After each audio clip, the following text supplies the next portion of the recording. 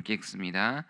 하늘의 하나님 여호와께서 나를 내 아버지의 집과 내 고향 땅에서 떠나게 하시고 내게 말씀하시며 내게 맹세하여 이르시기를 이 땅을 내 씨에게 주리라 하셨으니 그가 그 사자를 너보다 앞서 보낼지라.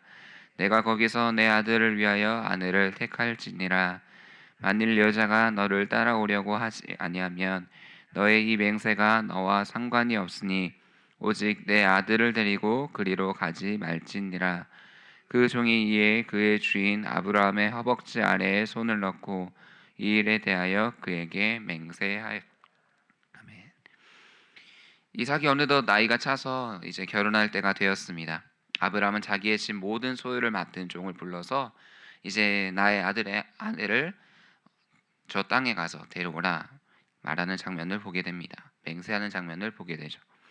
주의 깊게 살펴볼 내용을 중심으로 해서 말씀을 묵상해 보도록 하겠습니다.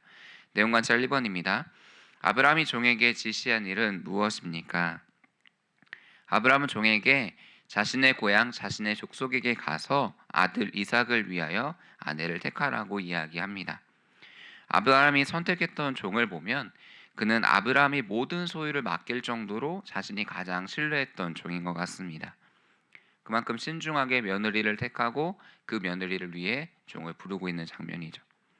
아브라함은 단순하게 자신의 마음에 들거나 우리 가문에 이 정도의 조건이면 될 거야 라고 생각한 것이 아니었습니다. 그는 언약 안에서 며느리를 택했습니다. 아브라함은 문맥으로 보면 지금 모리아 땅에서 이삭을 바친 후에 브엘세바에 있는 것으로 보입니다. 거기서부터 하란 근처까지 아브라함이 말했던 그 땅까지 가려면 약 700에서 800km 떨어진 엄청난 거리였습니다. 그래서 바로 이 신뢰할 수 있는 종에게 이야기한 것 같습니다. 그저 그런 종에게 이야기했다면 그 땅까지 가는 중간에 아마 자신의 집으로 도망갔을 것입니다. 이 종은 하나님의 인도하심을 따라 시작해야 하는 그 거리에, 그 장거리 여행에 종을 부르고 있는 것입니다. 내용 관찰 2번입니다. 아브라함의 종은 아브라함에게 무엇을 질문합니까? 종이 이야기합니다. 여자가 나를 따라오려고 하지 아니하거든 어떻게 해야겠습니까?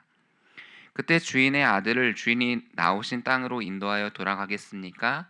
라고 자신이 생각했던 방법을 이야기합니다. 종은 지금 현실적인 이야기를 하고 있는 것입니다. 아브라함은 아버지 데라의 집을 떠나 약속의 땅으로 향했지만 과연 이 여인은 그렇게 할 수 있겠는가라는 것이죠. 고향과 부모님과 문화와 언어, 이 모든 것을 다 떠나야 하는 그 순간에 여인이 어떻게 할지에 대해 질문하고 있는 것입니다. 한편으로 보면 이 종은 철저한 준비성이 있었습니다. 만약의 상황에 대비해 종에게 미리 상황을 얘기하고 그때 내가 어떻게 대처해야 할지 이야기를 하고 있는 것입니다. 영과 묵상으로 넘어가겠습니다. 아브라함은 왜 이삭의 아내를 친족 중에서 찾으려 합니까? 우리에게 있어서 당연한 질문입니다. 굳이 그 멀리 떨어진 땅까지 가서 낯선 그 문화에 있던 그 여인을 이곳으로 데려와야 하는 것이 맞는 것일까? 여기에는 어떠한 뜻이 담겨 있는 것일까? 우리는 깊이 있게 생각해 봐야 합니다. 먼저 이 아브라함이 지금 거하고 있는 땅은 어떠한 땅입니까? 바로 가나안 땅입니다. 타락한 문화가 있고 우상을 섬기며 도덕적으로도 올바르지 못한 이 문화권에서 자란 여인은 안 된다라고 하고 있는 것입니다. 하나님께서 아브라함에게 나타나셔서 깊은 잠이 들고 흑암이 임했을 때 아브라함에게 하셨던 말씀이 있습니다. 아모리 자손의 죄악이 가득 찰 때야 비로소 이방에서 계기되었던 이스라엘 백성이 돌아오게 되겠다라는 것이죠. 이미 죄를 짓고 있었고 그 죄는 점점 차게 될 것이고 이 땅에 그 죄가 넘치게 될 것이라고 가나안 땅에서 설명해 주신 적이 있습니다. 결혼은 단순히 어떠한 외형적인 조건과 나의 뜻에 맞는 것이 아니라 하나님의 뜻 안에 세워져 있을 때에만 온전한 결혼을 이룰 수 있음을 하나님께서 말씀하신 것입니다. 반면에 아브라함이 살았던 문화권에서는 어느 정도 하나님의 이름을 알고 있던 사람들이 있던 것 같습니다. 그들을 통해 이삭과 그 며느리가 만났을 때 하나님의 언약이 계속해서 이루어질 수 있었던 것이죠. 아브라함은 이 도시로 오면서 이 사람들의 문화를 알았을 것입니다. 이 사람들의 문화 속에서는 하나님의 약속을 알지 못하고 하나님의 방법을 찾아가는 것이 아니라 자신의 만족과 유익을 위해 살아갔던 사람들이 가득합니다. 오늘날의 사람들도 마찬가지입니다. 오늘날의 문화권을 따르지 않는 사람들을 어리석은 사람이라고 부를 때가 있습니다. 이 시대의 문화를 따르지 않으면 마치 도태된 것 같고 소외된 것 같은 느낌을 받는 이들도 있습니다. 하지만 하나님을 믿는 사람은 이 세대를 따르지 않지만 그 가운데 하나님의 문화로 바꾸어 갈 수 있는 능력이 있습니다.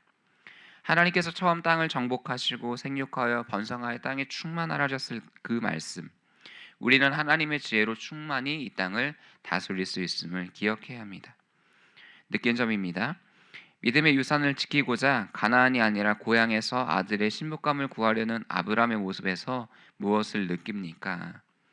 우리는 그가 가나안의 문화를 선택하지 않았던 분명한 이유를 믿음의 유산을 지키고자 했던 아브라함의 결단과 헌신으로 이해해야 합니다. 우선순위의 문제였던 것입니다. 나와 우리 가문은 오직 여호와만을 섬기겠노라 라고 고백하고 있는 것이죠. 가나안의 문화는 하나님께서 중심이 되셨던 문화가 아니라 그저 사람의 즐거움과 만족을 따라갔던 문화였습니다.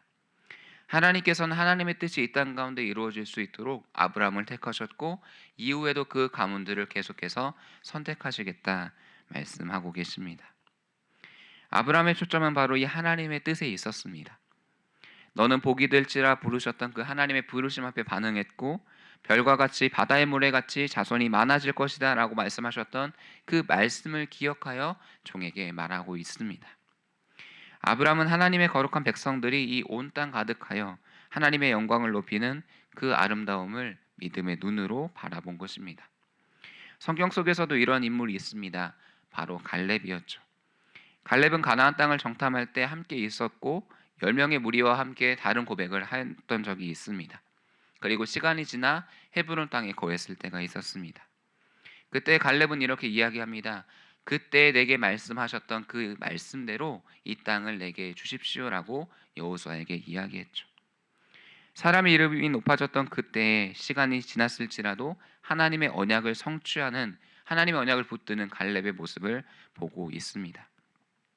이것이 하나님의 원리입니다. 끝까지 한결같이 충성스러운 그 믿음의 행동을 통하여 결국은 하나님의 뜻이 이루어지게 되는 것이죠. 그 시작과 출발점이 바로 종을 불러 며느리를 선택하고자 했던 아브라함의 결단에 있었습니다. 결단과 적용으로 우리 함께 나아가겠습니다. 삶의 중요한 결정을 앞두고 하나님의 약속을 붙잡고 순종했던 적은 언제입니까? 누구든 삶의 중요한 결정을 내려야 할 때가 있습니다. 이사를 해야 할 때, 다른 일을 시작해야 할 때, 건강에 적신호가 켜져서 잠시 멈추어 서서 모든 것을 내려놓고 건강을 돌보아야 할 때가 있습니다. 우리는 삶을 살아오면서 두 가지의 선택을 했습니다. 첫 번째는 바로 나의 방식과 생각대로 결정을 내렸던 적입니다. 그 결정은 얼마 가지 못해 후회로 돌아오며 또 다른 염려를 갖고 오게 되는 것을 경험한 적이 있었습니다. 두 번째는 하나님의 방법대로 결정을 내렸던 적이 있죠.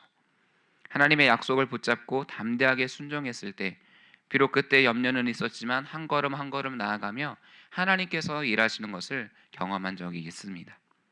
하나님의 평강이 바로 우리를 붙들었던 것이죠. 빌립보서는 이렇게 우리에게 권면합니다. 아무것도 염려하지 말고 다만 모든 일에 기도와 간구로 너희 구할 것을 감사함으로 하나님께 아뢰라. 그리하면 모든 지각에 뛰어난 하나님의 평강이 그리스도 예수 안에서 너희 마음과 생각을 지키시리라. 오늘 하루의 순간이 놀라운 하나님의 약속을 경험하는 귀한 복된 날이 되시기를 축복합니다. 그렇다면 현재 내가 하나님의 약속을 붙들고 믿음으로 순종할 일을 위해 무엇을 실천해야겠습니까? 우리는 이 빌립보서 말씀을 붙잡으며 적용으로 나아갔으면 좋겠습니다. 우선 감사부터 시작해 보는 것입니다. 하루에 3가지씩 밤이든 낮이든 시간을 정해놓고 개인의 노트에 적어보는 것입니다. 이 시간들이 쌓여가다 보면 점점 우리의 생각과 기준에 맞지 않는 것도 감사하게 되는 것을 보게 되는 것입니다. 아브라함의 인생을 돌아보면 그는 감사하는 인생이었습니다. 그는 하나님을 믿고 감사할 수 있었기 때문에 한 걸음 한 걸음 나아갔던 것이죠. 하나님을 바라볼 수 있는 눈은 바로 이 감사하는 태도에 있습니다. 하나님의 선하신 뜻이 다 헤아리지 않을 그때조차도 감사하며 한 걸음 한 걸음 나아가는 것입니다. 우리 함께 기도로 나아가겠습니다. 첫 번째 기도 제목입니다. 오늘 하루를 살아가는 동안 하나님의 평강을 깊이 경험하게 하옵소서. 하나님의 약속과 인도하심을 끝까지 붙잡는 굳건한 믿음과 행동으로 순종하게 하옵소서. 함께 7월 공동 기도 제목입니다. 성도들의 간절한 기도와 눈물의 헌신으로 교회가 새롭게 되게 하옵소서. 리듬을 힐링의 모든 과정이 하나님의 은혜 가운데 진행되게 하옵소서. 이 기도 제목을 하신 후에 개인의 기도로 나아가겠습니다. 주여 한번 부르짖고 기도합니다. 주여, 주님, 이 시간 가운데 하나님의 말씀을 붙잡고 나아가는 우리의 모든 믿음의 순종과 결단을 주님 헤아려 보아 주시옵소서. 하나님, 오늘 하루를 살아가는 동안 하나님의 평강을 깊이 경험하게 하시며 하나님의 약속과 인도하심을 끝까지 붙잡는 굳건한 믿음과 행동으로 순종할 수 있도록 하나님 함께하여 주시옵소서. 주님, 성도들이 간절한 눈물의 헌신으로 교회가 새롭게 되어지게 하시고 하나님, 리모델링의 모든 과정 가운데 하나님의 은혜 가운데 진행되어질 때에 하나님 모든 것 가운데 베푸시고 임재하시고 역사하시는 하나님 바라볼 수 있도록 주여 역사하여 주시옵소서. 하나님, 우리로서 날 수 없는 것들이 하나님 이런 가운데 평화해지게 하시고 하나님의 원하시고 선하시고 기뻐하신 뜻이 우리 가운데 감사함으로 넘쳐날 수 있도록 주님 임재하여 주시옵소서. 주께서 이 말씀을